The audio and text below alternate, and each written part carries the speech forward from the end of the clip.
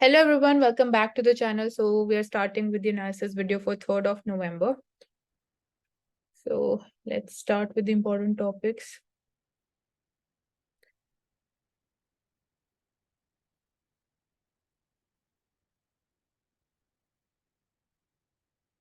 So ये सारे repeated topics है. Ethics committee detail में ले चुके हैं. Stubble burning is being repeated every single day. So last 2 days में we can see कि major spike देखा गया in stubble burning, जिसकी वजह से we can see कि air pollution almost it is breaching 500 mark of AQI.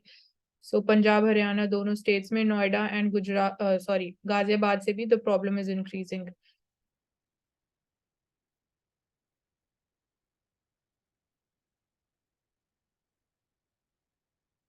ये भी हम देख चुके थे. Kerala government also moves supreme court against the governor over the pending bills. हमने देखा था तमिलनाडु में दिस केस वाज देयर. सो ये सारे बिल्कुल रिपीटेड टॉपिक्स हैं, इसलिए points would not be repeated. Noise pollution. So beware of the harmful effects of noise pollution. अगर इसके हम साइंस के पर्सपेक्टिव से बात करें तो वी नीड टू नो कि नॉइज और साउंड में जो एक लिमिटेशंस रहती है, कैटेगरी रहती है, डेसिबल कितना होना चाहिए, तो एक वो हमें पता होना चाहिए, रेंज कितनी रहती है. Noise pollution, how we can basically reduce noise pollution. So specifically we are seeing कि Diwali season is there, तो no crackers during festivals, do not honk, ये basic चीजें हैं बिल्कुल. Do not use horn in identified silence zones जो हैं. Use DG set with acoustic enclosures. So this can be looked into a little bit more detail. DG set use कर सकते हैं. Silencers automobiles में shut the door or barricade the area when using noisy machines. And use public address system fitted with sound limiters. So this is a unique point. Follow the noise rules and limits of the noise level. तो noise rules क्या बोलते हैं वो details important जाती है. And go green by planting the trees. तो like noise absorbers की तरह से अगर हम देखें तो plants even help in that as well.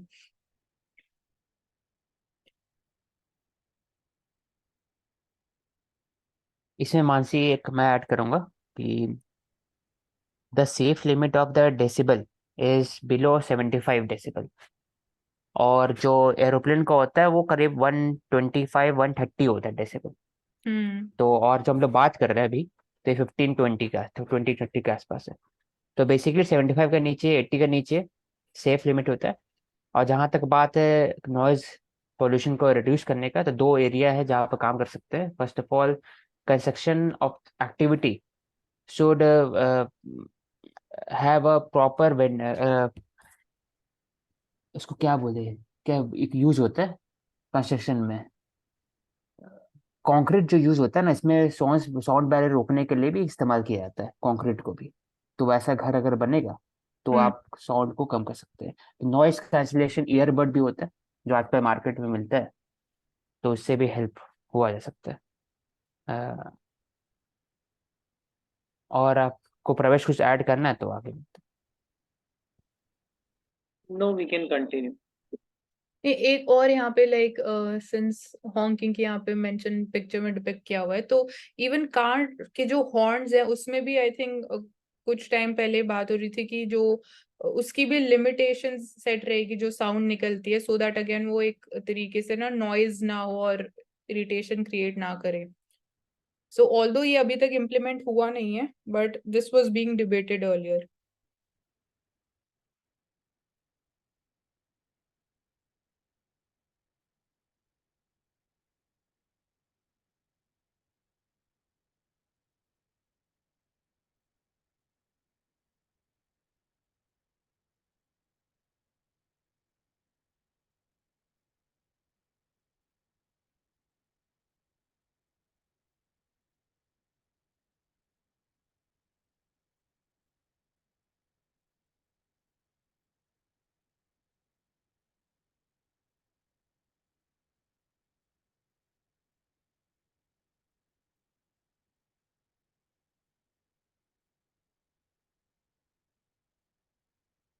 So we can take this up. Chettinad Charm, a captivating journey of the history, heritage, culture of the crafts of Tamil Nadu's Chettiar community.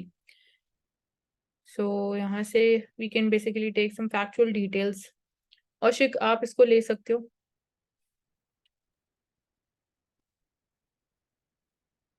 First of all ये है क्या? The community is shrinking, a majority of those, ऐसे रखे हाँ, who practice the traditional craft are octogenarian and many of the heirloom utilitarian item are not using. Basically सबको ये छोड़ के जा रहे हैं आर्ट एंड क्राफ्ट को और बाहर निकल पा रहे हैं. और बेसिकली कौन है ये? Nagarathars, a mercantile community from southern Tamil Nadu known for the business skill. और the community love for the artistry comes alive with the life size photo panel. तो उन्हीं का एक आर्ट फॉर्म है, उन्हीं का एक डिस्क्रिप्शन है विथ रिस्पेक्ट टू क्या क्या वो आर्ट करते हैं. उन्हीं का एक तरह से बनाया हुआ है, जैसे floored marble flooring, miniature painting, grand chandelier, ornate doors etcetera. तो इसी को बोलते हैं चेटियर हेरिटेज. तो जैसे कैसे रहते थे उनका एक डिस्क्रिप्शन है प्रॉपर, तो वो डिस्प्ले किया हुआ है बेसिकली. This ये community. पूरा जो भी आर्ट फॉर्म है ना, उन्हीं के हिसाब, उन्हीं के बारे में बताया गया एक हाँ. तरह से. Like kitchen में they are using gigantic copper and brass vessels, storage इस ऊपर containers. में लिखा हुआ है कि congratulation for her personal collection that define the Nattukottai Chettiar community. तो Hmm. These all these art form define the Nattukottai Chettiar community, how they live, और फिर how they portray themselves in the public. तो इसके हिसाब से तो इम्पोर्टेंट ये है कि नागारथास कौन थे? एक मर्केंटाइल मर्चेंटाइल कम्युनिटी कम्युनिटी. है, हाँ, तमिलनाडु से.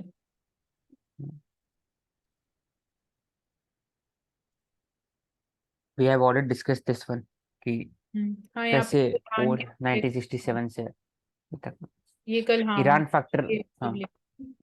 ईरान फैक्टर क्यों है? क्योंकि ईरान जो है, अगर शॉर्ट में बताना चाहे तो ईरान बेसिकली सपोर्ट करता है हमास को, क्योंकि वो एक तरह से Sunni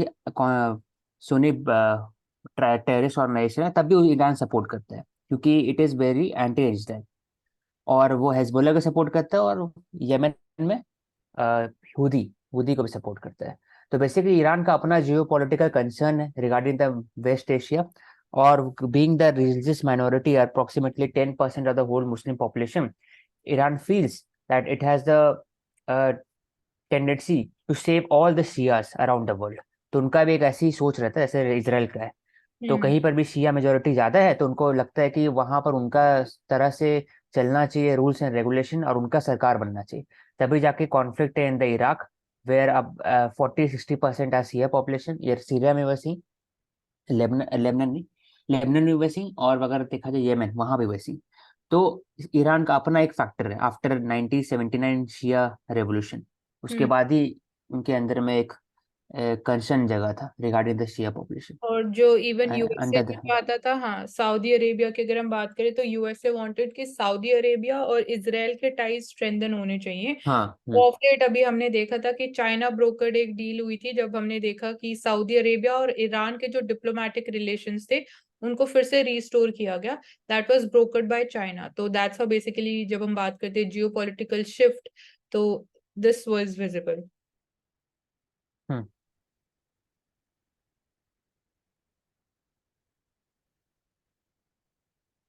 So biosphere reserves, they are evolving as pockets of hope. So here we see ki 80% of all tourism taking place in the coastal areas. So would you call it a relaxing vacation, or if you found the discarded plastic bottles taking a stroll on the beach? So the in the island of Principe biosphere reserve जो Africa में है, basically case study है कि आप कैसे tourism को sustainable बना रहे हो. So that's there. And UNESCO, that's important. So it is basically United Nations educational scientific organisation cultural organisation biosphere reserves. They are hidden oasis protecting biodiversity. So importance of biosphere reserves हम बात कर रहे हैं, helps in reducing pollution and enhancing climate resilience. So that's there. So it's important कि जो biodiversity reserves, biosphere reserves हैं, उनके environment को भी protected रखना भी important है, and definitely उसमें role of humans is very important in that. So they are living jewels of land. तो जो basically टोन यूज की जा रही है, that's important. Coastal and marine ecosystems scattered across the globe where nature and humans come together, creating a symphony of life.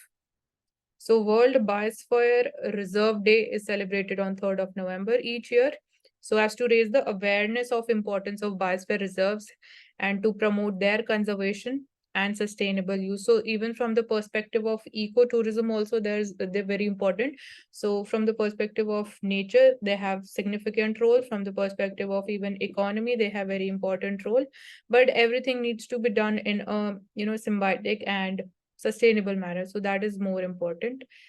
Apart from this, biosphere reserves की जब हम बात करें तो we can talk about कि human activities allowed है नहीं है, agriculture is allowed or not, so that can be looked into. So औशिक, इसको आप एक बार confirm करोगे biosphere reserves वाले element जो मैं बोल रही हूँ कि human activities allowed हैं कि नहीं है in biosphere reserves? Human activities allowed है, उसके अंदर भी डिफरेंसेस है ना, कि आपका जो कोर एरिया है वहां पर अलाउड नहीं है, लेकिन नॉन कोर एरिया वहां पर आप कर सकते हैं, तो वहां पर आप हेवी इंडस्ट्रीज को नहीं स्टैब्लिश कर सकते आप, लेकिन छोटा मोटा जो दिया जाता है लोकल पीपल, लोकल ट्राइबल को with respect to grazing rights या फिर माइनर फॉरेस्ट प्रोड्यूस, तो उनके हिसाब से कर सकते हैं नॉन कोर एरिया में. और जो ठीक है. कोर एरिया होता है जहाँ पर कंजर्वेशन होता है, उस कोर एरिया का एक पार्ट होता है national park. National park is basically core area biosphere reserve, तो वहां पर आप अलाउड नहीं. ठीक है. हाँ, तो मतलब नेशनल पार्क्स जो हैं they are smaller than biosphere reserves. हाँ, biosphere reserve include national park and wildlife sanctuary. कहीं कहीं पर नेशनल पार्क भी होता है, कहीं कहीं पर वाइल्ड लाइफ सेंचुरी सिर्फ रहेगा, अधिकतर जगह पर मिक्स रहता है. जैसे अगर एग्जांपल लिया जाए नीलगिरी बायोस्फीयर रिजर्व, उसके अंदर कितने सारे नेशनल पार्क है पार्क है. और वाइल्ड लाइफ सेंचुरी है. वायनाड वाइल्ड लाइफ सेंचुरी हो गया, या फिर नेशनल पार्क में देखा जाए तो और भी नेशनल पार्क है. ठीक है. और currently I am not calling. Gulf of Mannar biosphere reserve जो है, the trust they have also introduced concept of plastic check points, so that's there. And with this we also see कि अभी recently Chennai में there was 10th South and Central Asian Biosphere Reserve Network meeting, जिसको SACAM भी बोलते हैं, and theme जो था that was Ridge to Reef. So that was there, and UNESCO also runs this Man and Biosphere program. So even this is an important part. So this is to enhance the human-environment relationship through combining natural and social sciences to improve livelihoods, safeguard ecosystems, and promote sustainable economic development.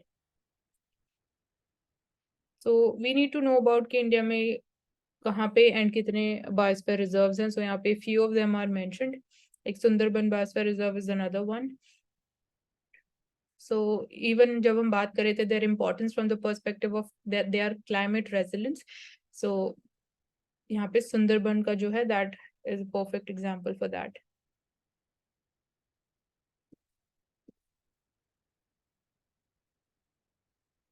So ये भी हम बात कर चुके हैं although इस question के ऊपर कि क्या United Nations is it a Toothless. Basically हम बोलते हैं कि जो सबसे पहले माइंड में हमारे नेम आता है यूनाइटेड नेशंस का आता है एज अ सोल्यूशन जब हम बात करते हैं. सो इट अपीयर्स कि it is a basically toothless in ending the wars. This is again in the context of the Hamas attack or the Gaza war that is going on. So आपका क्या कहना है इस पे? क्या what do you think कि is it really toothless या कोई significant important role है United Nations का? United Nations has a significant role because it provides a platform for both the countries to coordinate, negotiate, and to come with a viable solution. But we have seen that जो differences है, the divergence in the values, divergence in their thinking is so much that even United Nations cannot solve it. United Nations should have some form of military force, which it does not have. So it cannot enforce the direction given by the UNSC mandate. इसके कारण इसको कहा जाता है टूटलेस organisation. तो उनके पास एक मिलिट्री फोर्स होना चाहिए, या जो मैंडेट है उसको कैसे इन्फोर्स करे, है ही नहीं उनके पास. इसके कारण दिक्कत होता है. और जो डाइवर्जेंस प्रॉब्लम है with respect to China Russia one on one side and Europe and USA on one side, इसी कारण डिवीजन क्रिएट होता है यूएनएससी में भी, और ये सॉल्व नहीं हो पाता है हाँ। conflict।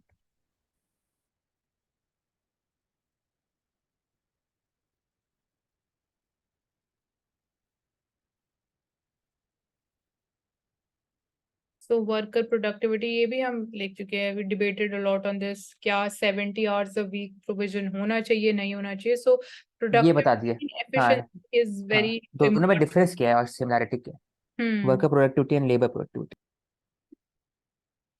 ओके, सो ये देखते हैं, ओनली कंसेप्चुअल डिफरेंस है दोनों के बीच में, कि जो वर्क है in this worker productivity term it describes mental activities while the work, जब हम labor productivity की बात करते हैं तो that is associated with manual activities, मतलब आप कितना टाइम ले रहे हो in completing a task, so वो कहीं ना कहीं labor productivity से associated है। and worker productivity में it is more with your mental activities, mental thinking and innovativeness, so that is there the basic difference दोनों के बीच में। सो प्रोडक्टिविटी किसी भी एक्टिविटी की मेजर करते हो तो you talk about in the context of quantum of output value per unit of labour time cost at a micro level. जब हम बात करें तो वही जो टाइम वाला एस्पेक्ट में बोल रही थी सिंपल टर्म्स में, कितना टाइम आप ले रहे हो एक पर्टिकुलर काम या टास्क को कंप्लीट करने के लिए, एंड ऑब्वियसली उसमें आप मेजर करोगे कि वैल्यू ऑफ दैट वर्क कितनी है। So that's how you basically get to know about the productivity or the efficiency of the work being done, and it is measured in terms of the labor output ratio or changes in the net domestic product per worker in each sector. So where working hours are assumed to be somewhere around, right now it is 8 hours per day. सो कुछ ऐसे services भी रहती हैं, task रहती है जहाँ पे intellectual labour is involve, that is required. So measuring value of output independently ऐसे एरियाज में बहुत डिफिकल्ट हो जाता है। So the income of workers that is usually taken as the proxies to suggest आपकी प्रोडक्टिविटी कितनी है। अगर प्रोडक्टिविटी ज्यादा है तो ऑब्वियसली आपकी इनकम ज्यादा होगी। So that's how basically as a proxy आप मेजर करते हो। So I think इसमें और कुछ okay, so does India have one of the lowest worker productivity in the world? So as income, अगर हम income को लेके चले तो that is seen as a proxy for productivity. So there is a fallacious inference about productivity of the workers in India being low. So from the perspective of income, the productivity of Indian workers is low, and the question as to why over the years beginning with the 1980s the share of wages या salaries जो है हमारी, they have declined with the share of profits that has increased. So perhaps that is also linked to informalization of जो employment है, labor laws हैं, and the development and regulation regime becoming unfavorable to the workers. So this is there, and also जब हम even बात करते हैं कि India has one of the lowest per capita income, GDP per capita income amongst even the BRICS countries. So वो भी कहीं ना कहीं इसी चीज को indicate कर रहा है कि the productivity is low in terms of when we look at from the perspective of the parameter of income. So that's there. And this is also because जो abundance of labor India में मिलती है, so even that can be one of the factors, क्योंकि यहाँ पे हम सिर्फ income के perspective से बात कर रहे हैं, so उसकी वजह से जो bargaining power है workers की और laborers की वो reduce हो जाती है। So that is why we say कि that is also इनफॉर्मल में ना मानसी। हाँ इनफॉर्मल में भी, हाँ इनफॉर्मल में ही हम बात करेंगे क्योंकि लार्जेस्ट शेयर जो 90% है that is informal workers in India. So I think that's there, यहाँ पे आई थिंक जापान और जर्मनी से कंपैरिजन की बात की गई अगर है। मानसी, अगर we can take up this statement कि अगर largely most of the IT companies are formal companies, अगर बोला जाए आईटी सेक्टर इंडिया में फॉर्मल है पूरा का पूरा, राइट। तो ये ट्रू है कि रॉन्ग है? नहीं आपने क्या बोला सेंटेंस स्टार्टिंग में? देखो आईटी सेक्टर जो इंडिया में है वो फॉर्मल में आता है, हाँ फॉर्मल सेक्टर है, बोल सकते हैं। मतलब पूरा का पूरा बोल सकते हैं इसको। पूरा का पूरा 100% तो नहीं बोल हाँ सकते। मतलब हाँ, नहीं 100%। बेसिकली जो फॉर्मल और इनफॉर्मल बेसिक डिफरेंस मतलब क्या होता है, ऐसे बेसिक अगर पीछे जाए तो वो जो हम सुन रहे कि हाँ कि उनके पास राइट्स नहीं रहता, लेकिन एक बेसिक जो अगर हम बोल सके। सी बहुत सिंपली अगर मैं एक्सप्लेन करूँ, फॉर्मल सेक्टर यही है कि आप जो हम रजिस्ट्रेशन की टाइप ऑफ बात अगर मैं बोलूँ, रजिस्टर्ड काइंड ऑफ वर्कर्स होते हो, आपका डेटा होता है एंड आपको सोशल सिक्योरिटी बेनिफिट्स भी मिलते हैं। आपकी जो वेजेस हैं, कितनी वेजेस डिस्ट्रीब्यूट की जा रही है, कितने वर्कर्स काम कर रहे हैं एक पर्टिकुलर एमएनसी में भी अगर हम बात करें, तो there is proper data of that thing and it is basically legally आपको कोई जॉब मिल रही है, you basically that is happening in a legal way, in a formal way. But informal की अगर आप बात करोगे तो कोई डेटा नहीं है आपको, मतलब it is happening on the basis of कि आपको जॉब चाहिए, ठीक है हम जॉब पे रख लेते हैं और आपको पेमेंट दे देते हैं थ्रू कैश, इवन वहां पे फिर ब्लैक मनी भी इन्वॉल्व हो सकते हैं। प्लस आपके पास कौशिक नहीं होते, कोई जॉब हाँ, सिक्योरिटी ऐसा नहीं होती है, मैं कोई ऐसा सिंपल बताता अग्रीमेंट हूँ नहीं ये। होता है with the employ and the employer. So there is basically no formal and legal agreement when it comes to giving a job in the informal sector. ठीक है। प्रवेश कुछ बोलना चाह रहे थे? कुछ हाँ, इसमें डिफरेंट। सिंपली 2 लाइनों में इसका सिंपल सा मतलब ये होता है, फॉर्मल और इनफॉर्मल का जो आपने क्वेश्चन पूछा, कि फॉर्मल जो होते हैं उनका प्रॉपर कॉन्ट्रैक्ट होता है, इनफॉर्मल का कोई कॉन्ट्रैक्ट नहीं होता है। अपॉइंटमेंट लेटर मिलता है फॉर्मल को, इनफॉर्मल को कोई अपॉइंटमेंट लेटर नहीं मिलता है। टर्म्स एंड कंडीशंस कुछ नहीं होती है, हायर एंड फायर की पॉलिसी का भी मेंशन नहीं होता है। आपको जितने घंटे काम कराया आपसे जाता है उसके हिसाब से आपको दिहाड़ी यानी वेजेस आपको प्रोवाइड किए जाते हैं। ये इनफॉर्मल में होता है। ना आपको सोशल सिक्योरिटी बेनिफिट्स जैसे कि ईएसआईसी, आपको हेल्थ इंश्योरेंस या फिर मेडिकल इंश्योरेंस फॉर्मल में दिया जाता है, ऐसा आपको कुछ भी नहीं मिलता है। उसके बाद आपका ग्रेचुटी हो गया, उसके बाद आपका पीएफ हो गया, आपको कोई भी प्रोविजन जो है इनफॉर्मल में नहीं मिलता है। तो ये कुछ इंपॉर्टेंट पहलू हैं जो इनफॉर्मल और फॉर्मल के बीच में डिफरेंस बताते हैं। ठीक है। मतलब बेसिकली वर्कर से रिलेटेड है इसका डेफिनेशन, इनफॉर्मल फॉर्मल का। बोल सकते हो आप। हाँ, 2+2 डायलॉग ले चुके थे हम लोग। It is a dialogue between the defense minister and foreign minister of both the countries. India has done this 2+2 dialogue with Japan, Australia, and as well as US. तो पहले भी हो चुका। Kaushik, I have a question to you that since when the India started this program of 2+2, during the tenure of which foreign minister of India? During tenure of miss Sushma Swaraj, उनके समय में हुआ था Okay. पहला बार। Okay. एग्जैक्टली आपको पता है कौन सा डेट, मतलब ईयर कौन सा It was started in 2019, most probably. 2019 में? Yes. Okay.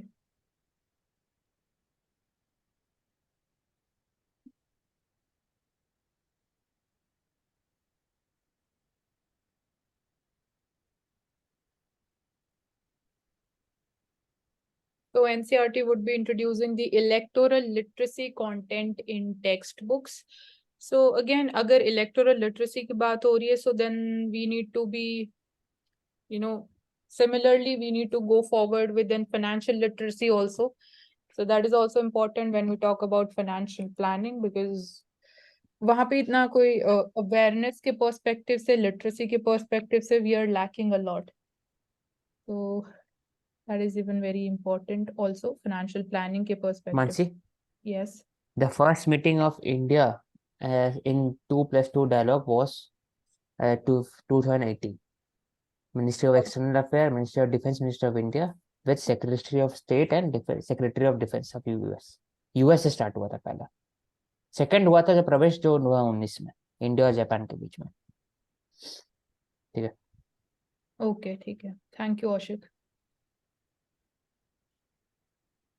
So here we have one statement, cooperatives they प्रवेश आप कमेंट करो इसके ऊपर, आप cooperatives are solution for hunger and farmers woes, फिर हम लोग कुछ ऐड करेंगे सर। ठीक है, तो basically this article is talking about the importance of cooperative societies in dealing the solutions for hunger, farmers woes. I mean, the loan waiver, the credit waiver, and the cooperative banks and the cooperative associations can provide the credit facilities, the agri inputs to the farmers so that their loan Waivers problem do not arise in the front of the government, and that do not leads to the financial burden over the state as well as over the financial agencies.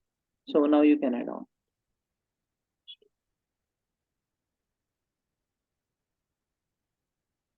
Kaushik, Mansi, अच्छा ठीक है, मैं बोलती हूँ कि hunger के perspective से अगर पहले मैं बात करूँ कोऑपरेटिव्स के सिग्निफिकेंस, तो सबसे पहले कोऑपरेटिव के रोल के आने से पहले इम्पोर्टेंट होता है कि क्या फूड सरप्लस कंट्री है या नहीं, तभी कोऑपरेटिव्स का रोल इम्पोर्टेंट होगा।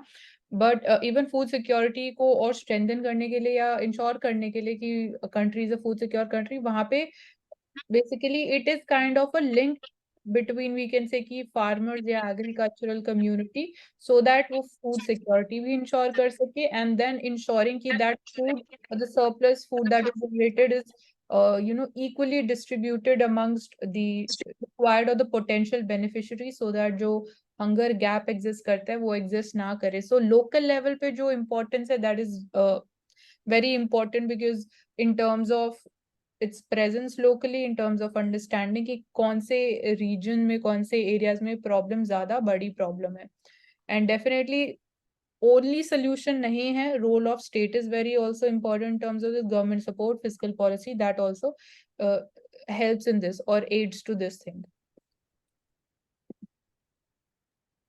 हाँ, आई विल ऐड ऑन कि एग्जाम्पल जो कोऑपरेटिव का एक अमूल हो गया, एक और कर्नाटका मिल्क फाउंडेशन हो गया।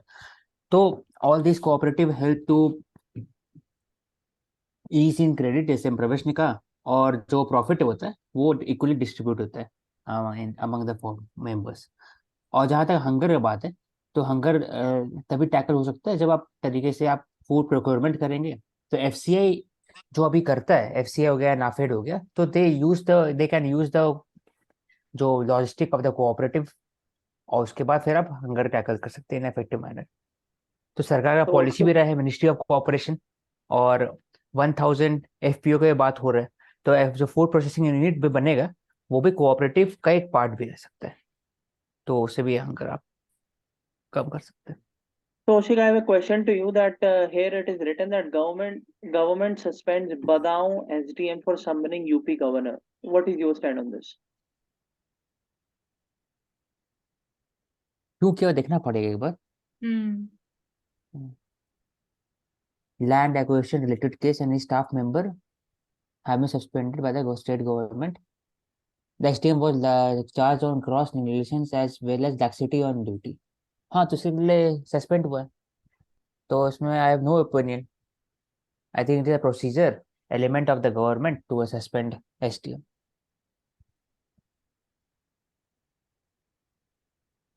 So, just summoning the governor is a crime, I mean, according to the administration. कहाँ पे सस्पेंडिंग गवर्नमेंट? नहीं, रीजन यहाँ पे दिया है ना, negligence of duty and laxity on duty is the reason of suspending. So, these are the administrative blame games matters. So, we will. हाँ, suspending का यूपी गवर्नर, हाँ, मतलब कि ऐसा बोल सकते हैं कि हाँ, अगर आपको, हाँ, ऊपर में क्वेश्चन में लिखा हुआ है डिफरेंटली थोड़ा सा, तो ऐसा बोल सकते हैं कि बड़ाओं का जो एसडीएम है, उनके पास राइट है किसी को भी समन कर सकते हैं, he can summon anyone, but he has to be in the limits of the constitutional machinery and protocol. तो UP governor being a very important element of the constitutional authority in UP Uttar Pradesh, तो उनके पास एक right होता है with respect to civil and privilege रहता है। हाँ हाँ, क्रिमिनल नहीं होता शायद, सिविल होता है। सिविल एंड क्रिमिनल बोथ होता है, दोनों, सिविल एंड क्रिमिनल प्रोसीडिंग होता है। तो अगर वो रिटायर हो जाते हैं तब आप समन कर सकते थे, लेकिन उन्होंने हड़बड़ी दिखाया, हाँ, इन ऑफिस दिखा दिया, तो उससे एक जो कॉन्स्टिट्यूशनल मशीनरी है उस पर प्रभाव पड़ता है, इसलिए सस्पेंड करना जायज है।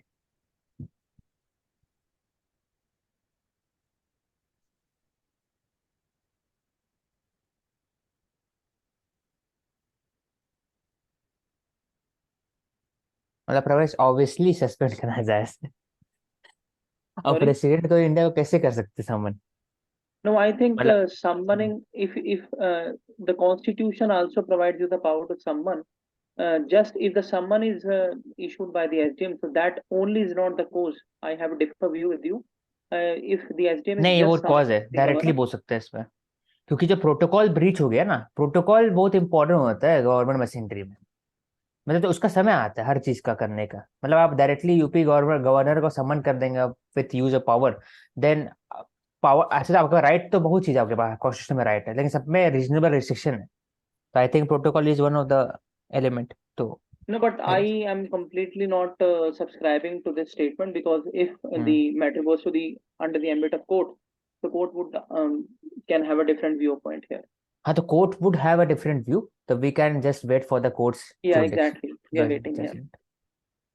So when we talk about CBAM, it will kill manufacturing in European Union. So specifically Europe की अगर हम बात करें तो ऑटो सेक्टर का हम बोल सकते हैं in मानसी, terms of ये advantage वाला जो आपने बताया था ना एक एग्जांपल लेने के लिए एक दिन पहले, कि what is the hypocrisy in the climate change of the climate western diplomacy. Countries, तो ये एक है कार्बन बॉर्डर एडजस्टमेंट मैकेनिज्म। अब आप आगे बोल सकते हो, ये एक हिपोक्रेसी है। कैसे हिपोक्रेसी एक्सप्लेन करो।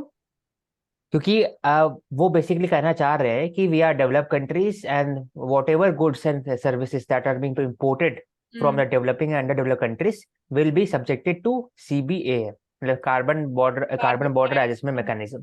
तो through use of this the western countries want to regulate the provision of the climate change, पहली बात, जो उनके पास अधिकार नहीं है, बाकी लोग के पास भी अधिकार है। Secondly, they want to give the terms, they dictate the terms to the developing and developed countries and developing and underdeveloped countries कि रिगार्डिंग कि कितना आपको प्रोड्यूस करना है। वही सेम फाइटोसैनिटरी मेजर्स होता है ना, वही एक तरह से एक टूल यूज किया जाता है, ये इसी टूल यूज होगा कार्बन बॉर्डर एडजस्टमेंट मैकेनिज्म पूरा। यहाँ क्योंकि पे अपना तो ऐसे क्या है आप तो कि जो डेवलप कंट्री है ना, आपके पास तो पैसा है, आप इन्वेस्ट कर सकते हैं। हाँ यहाँ उन पे लोग के पास पैसा नहीं है। आपका जो था कि $100 बिलियन देना है, वो तो दिए नहीं, लेकिन आप ये यूज कर रहे हो। ये बता, बोले। यहाँ पे मैं हिपोक्रेसी इसको ऐसे एक्सप्लेन करूंगी थोड़ा सा कि या तो जो आप इंपोर्ट कर रहे हो, गुड्स इंपोर्ट करोगे, उसके ऊपर आप कार्बन टैक्स इंपोज कर रहे हो। एट द सेम टाइम ये देखने वाली बात है कि डोमेस्टिक जो मैन्युफैक्चरिंग हो रही है आपकी कंट्रीज में, इस पूरे रीजन में, कॉन्टिनेंट में, उनको कर्व करने के लिए वहां पे जो कार्बन एमिशन हो रहे हैं, क्या उसके लिए आप स्टेप्स ले रहे हो उसको कर्व करने के लिए? क्योंकि ट्रेड को तो ये एक तरीके से रिस्ट्रिक्ट कर रहा है शॉर्टर टर्म में, बट अगर आप ओवरऑल बात करोगे कि whether this is a good thing, good initiative, good step है या नहीं, तो उस पे आप क्या बोलोगे कि कार्बन बॉर्डर टैक्स लेवी किया जाना चाहिए, नहीं किया जाना चाहिए? उनका अधिकार है कि they have the right to levy the carbon border management tax. I am just saying that it is like a hypocrisy to them because they are responsible for majority of the climate emission, and they have already pledged to give $100 billion per year towards the joint implementation and clean carbon energy, clean energy. So but they are not giving $100 billion. Instead they are using this tax to dictate the terms of trade between the developed and developing and underdeveloped countries. तो गरीब country को एक तरह से वो किया जाए ना, माफिया से बुल किया जाएगा कि आप भाई इसके हिसाब से आओ, नहीं तो फिर मैं तो मार्केट दूंगा ही नहीं अपना तुम लोग को। और तो एक उसी यहाँ का पे बात मुझे लगता है कि बात कर रहे कॉमर्स मिनिस्टर वो कि चीज इस तरह से carbon can not be price same in India and Europe. सही बात है। हम लोग पर कैपिटा बहुत कम इमिट करते हैं, यूरोप ज्यादा करता है। लेकिन यूरोप बात करता है कि हम लोग बात करेंगे एज अ होल क्वांटिटी। जब जीडीपी का कैलकुलेशन होता है तो हम लोग पर कैपिटा यूज करते हैं, लेकिन जब कार्बन की बात होता है तो हम लोग होल क्वांटिटी यूज करते हैं। तो I think there is some form of होता है ना बायस, जो बोला यूरोपियन या वेस्टर्न बायस इन दिस। ठीक है। और एक अपॉर्चुनिटी जो इंडिया के लिए हो सकती है ऑटो सेक्टर में स्पेसिफिकली, कि डेफिनेटली मैन्युफैक्चर जो है, कंपनीज जो है, वहाँ पे प्रोडक्शन कम हो सकता है with this, so which will be a great opportunity for countries like India also to develop a very vibrant auto sector. And कल हमने स्पेसिफिकली मेंशन भी किया था कि ऑटो सेक्टर में हम क्या रिफॉर्म्स, क्या इनिशिएटिव्स ले रहे हैं। So 3 to 4 main areas were mentioned there. So rest of the part will continue in part 2 of this video.